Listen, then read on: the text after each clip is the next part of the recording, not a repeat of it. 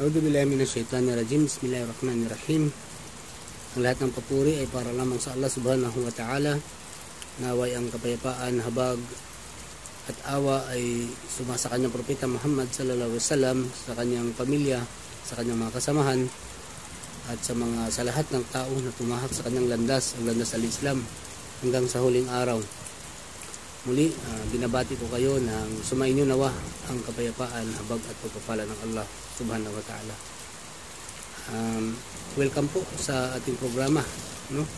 Ito ay pangatlong Sunday ating programa, simpleng sagot sa simpleng tanong. So, hindi na tayo magpaligoy-ligoy pa, no? Tugunan kaagad natin ang katanungan na kung saan ito ay palagi nating naririnig o palagi nating na-encounter ang mga tanong na ito. Mga kapatid nating Kristiyano, tinatanong nila kung bakit ang mga Muslim ay hindi kumakain ng karne ng baboy.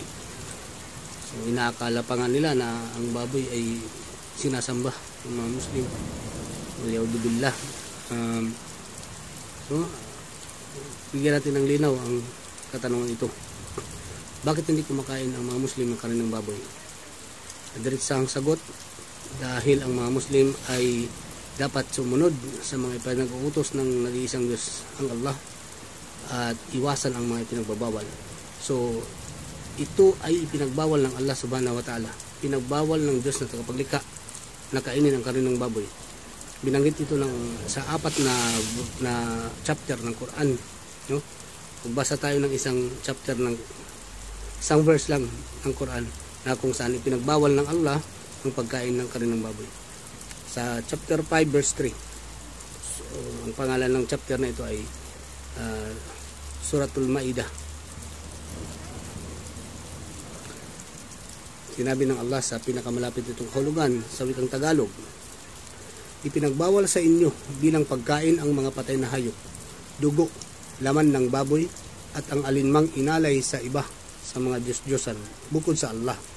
At ipinagbawal din ang mga hayop na pinatay ng sasakal o bigti o sa marahas na pagpalo, pagbagok o pagsuwag ng mga matutulis na sungay at yaong mga kinain o nilapa ng mga mababangis na hayop, maliban lamang ang anumang inyong nagawang katayin bago ito nalagutan ng hininga, at mga hayop na kinatay bilang alay sa mga altar.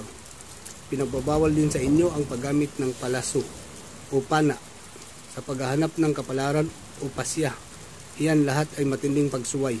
Sa araw na ito, yung mga hindi naniniwala ay nawalan na ng pag-asang supilin ang inyong relihiyon. Kaya huwag ninyo silang katakutan, pagkus ako ang inyong dapat katakutan. Sa araw na ito, aking ginawang ganap ang inyong relihiyon para sa inyo. Ginawang lubos ang aking pagpapala sa inyo at ikinalulugod na pinili para sa inyo ang Islam bilang inyong relihiyon. Subalit sinumang napilitan sanhi ng matinding gutom nang walang anumang layong isuong ang sarili sa kasalanan, ang gayon mga laman o karne na nabanggit ay maaaring kainin, sapagkat katotohanan ang Allah ay mapagpatawad ang maawain. So malinaw sa verse na ito na ipinagbawal ng Allah subhanahu wa ta'ala ang karne ng baboy. No? Nabanggit ng Allah yung mga iba pang bawal. Lahat ng hayop na patay, no? Hindi mo nakatay. May manok, may alaga ka kunyari na manok tapos namatay, hindi mo pwedeng kainin yun, no? Kasi pinagbawal ng Allah yun na yung hindi nakatay. At ang dugo ng hayop hindi pwedeng kainin. Ang laman ng baboy at ang alinmang inalay sa iba sa mga Diyos-Diyosan. Yung mga kinakatay para inaalay sa mga Diyos-Diyosan, sa mga santo, kung ano-anong mga sinasamba ng tao maliban sa Allah, ang pagkain na iyon ay bawal. Ayan, yung marahas na pagpalo, marahas na pagkatay sa mga hayop ay pinagbawal din ng Allah. No? Yung mga hayop na pinatay ng kapwa niyang hayop na mababangis, at nakita mong napatay ng mabangis na hayop, hindi mo pwede rin kainin yun. Unless sinabi rito na kung naabutan mong naghihingalo pa, buhay pa yung hayop, ay katayin mo sa ngalan ng Allah, ay pwede mo siyang kainin. no? At sinabi dito ng Allah sa verse na ito na ginawa niya ng ganap. So kompleto na ang relihiyon at pinili niya ang Islam bilang bilang ating relihiyon.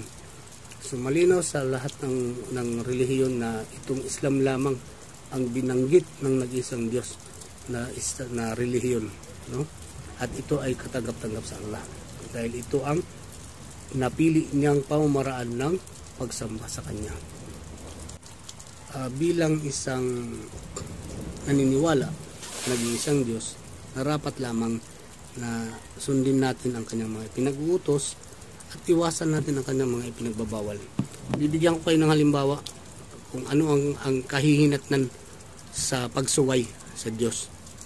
Unang-una, tayong mga Kristiyano at Muslim, naniniwala tayo ng nilikha ng Allah si Adan at Eva, no? Unang tao na nilikha.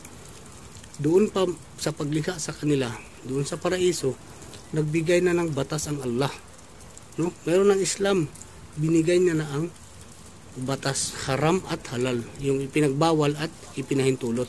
Di ba sinabi ng Diyos na manirahan kayo sa paraiso ito, kainin niyo lahat ng inyong gusto, maliban lamang sa punong ito ay huwag din yung lapitan, no? Yung puno na yon,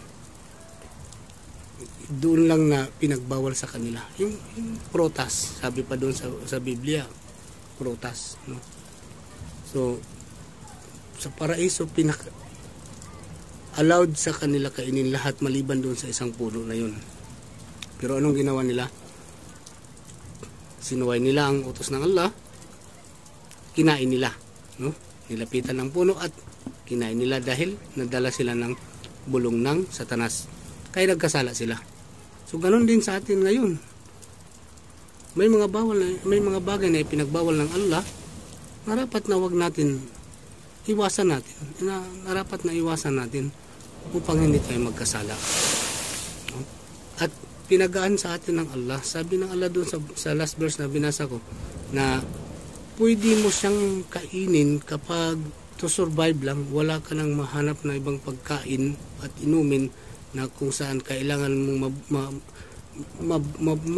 mag-survive sa gutom, pwede kang kumain. Basta wag mo